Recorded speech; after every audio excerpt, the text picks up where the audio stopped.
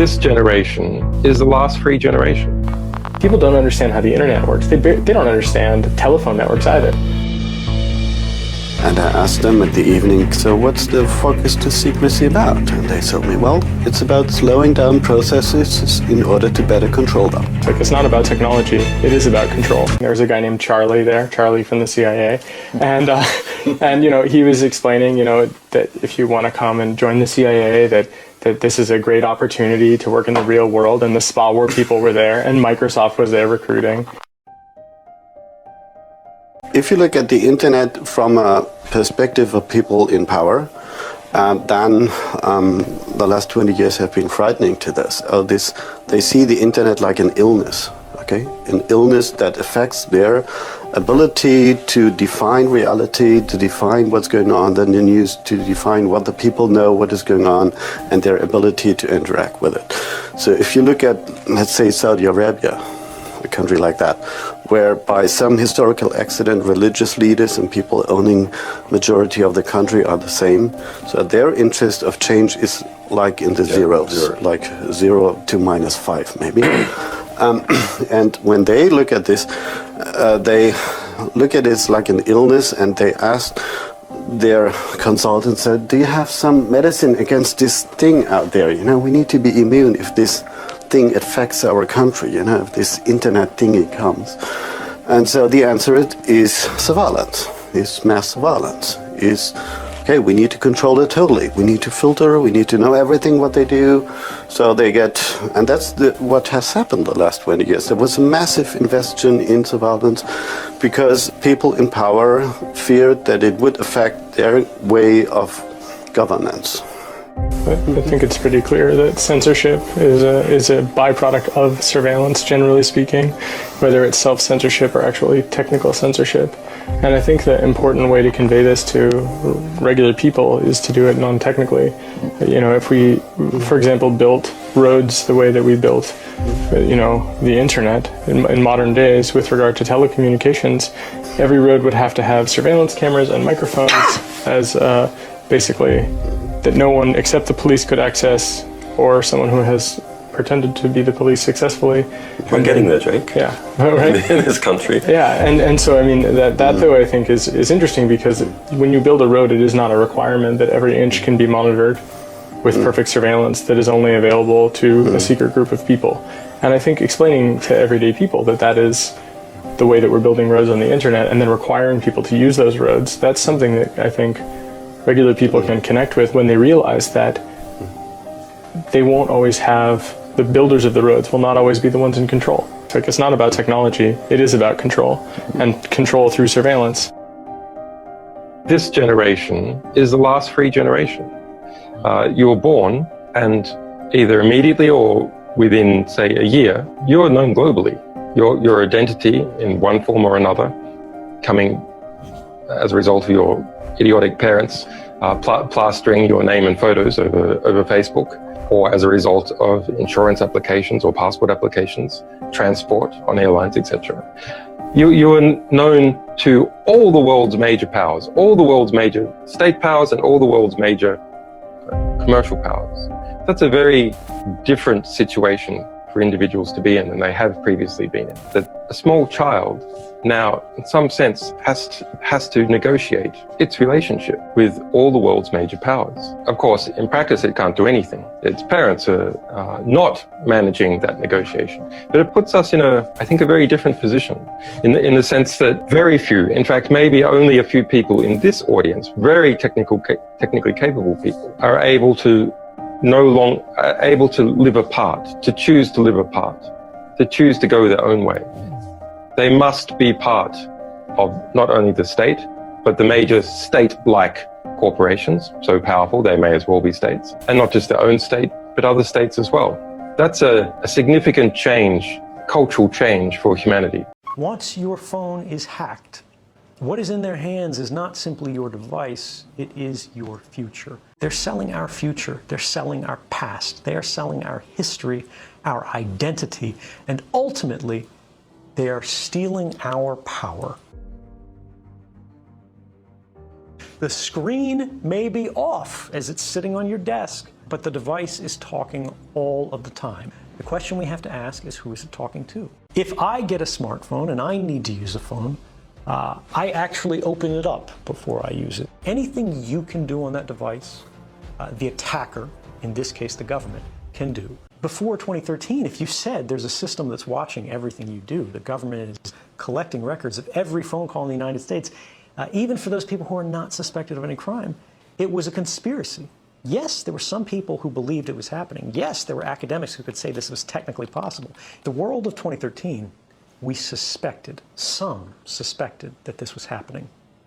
The world after 2013, we know that it's happening. The distance between speculation and fact is everything in a democracy. We have now had the first European regulations that are trying to limit the amount of data that can be collected secretly and used against populations broadly.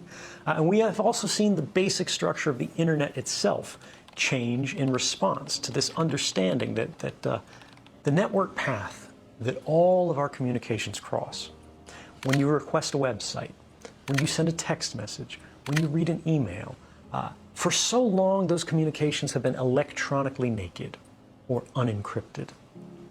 Before 2013, more than half the world's internet communications were unencrypted.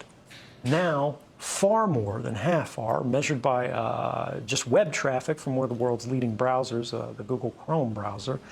The entire world has changed in the last few years. It hasn't gone far enough. The problems still exist. And in some ways, they've gotten worse. But we have made progress that would not have been possible if we didn't know what was going on. Hacking has increasingly become what governments consider a legitimate investigative tool. They use the same methods and techniques as criminal hackers. And what this means is they will try to remotely take over your device. Once they do this, by detecting a vulnerability in the software that your device runs, such as Apple's iOS or Microsoft Windows, they can craft a special kind of attack code called an exploit. They then launch this exploit at the vulnerability on your device, which allows them to take total control of that device. Anything you can do on that device, the attacker, in this case the government, can do. They can read your email, they can collect every document, they can look at your contact book, they can turn the location services on, they can see anything that is on that phone instantly and send it back home to the mothership. They can do the same with laptops. The other prong that we forget so frequently is that in many cases they don't need to hack our devices.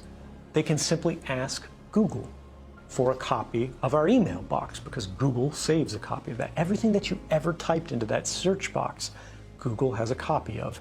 Every private message that you've sent on Facebook, every link that you've clicked, everything that you've liked, they keep a permanent record of. And all of these things are available not just to these companies, but to our governments, as they are increasingly deputized as sort of miniature arms of government. What about enabling your microphone camera? If you can do it, they can do it.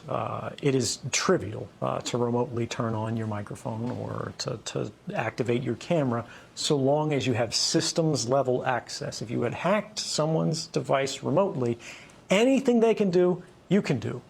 They can look up your nose, right? They can record what's in the room. The screen may be off as it's sitting on your desk, but the device is talking all of the time. The question we have to ask is, who is it talking to? Even if your phone is not hacked, right now, you look at it, it's just sitting there on the charger.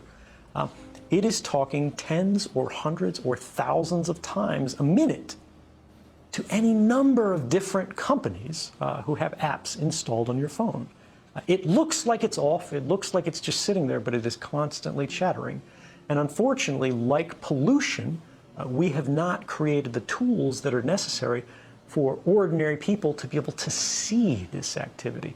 And it is the invisibility of it that makes it so popular and common and attractive for these companies.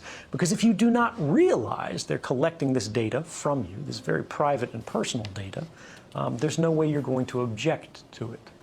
Once your phone is hacked, what is in their hands is not simply your device, it is your future. But we see how these same technologies are being applied to create what they call the social credit system. If any of your activities online, if your purchases, if your associations, if your friends are in any way different from what the government or the powers that be of the moment would like them to be, you're no longer able to purchase train tickets. You're no longer able to board an airplane. You may not be able to get a passport. You may not be eligible for a job. You might not be able to work for the government. All of these things are increasingly being created and programmed and decided by algorithms. And those algorithms are fueled by precisely the innocent data that our devices are creating all of the time, constantly, invisibly, quietly, right now. Our devices are casting all of these records that we do not see being created, that in aggregate seem very innocent. You were at Starbucks at this time. You went to the hospital afterwards. You spent a long time at the hospital. After you left the hospital, you made a phone call. You made a phone call to your mother. You talked to her until the middle of the night. The hospital was an oncology clinic. Even if you can't see the content of these communications, the activity records, what the government calls metadata, which they argue they do not need a warrant to collect, tells the whole story. And these activity records are being created and shared and collected and intercepted constantly by companies and governments. And ultimately it means as they sell these, as they trade these, as they make their businesses on the backs of these records, what they are selling is not information. What they're selling is us. They're selling our future. They're selling our past. They are selling our history, our identity, and ultimately, they are stealing our power and making our stories work for them. If I get a smartphone and I need to use a phone, I actually open it up before I use it. I perform a kind of surgery on it to physically desolder or sort of melt the metal connections that hold the microphone on the phone. And I physically take this off. I remove the camera for the phone, and then I close it back up, I seal it up. And then if I need to make a phone call, I will attach an external microphone on it. And this is just so if the phone is sitting there and I'm not making a call, it cannot hear me. Now this is extreme. Most people do not need this. But for me, it's about being able to trust our technology. My phone could still be hacked. My laptop could still be hacked. And just as I told you before, the same principles apply to me. If it is hacked, they can do anything to the device that I can do. So my trust in technology is limited.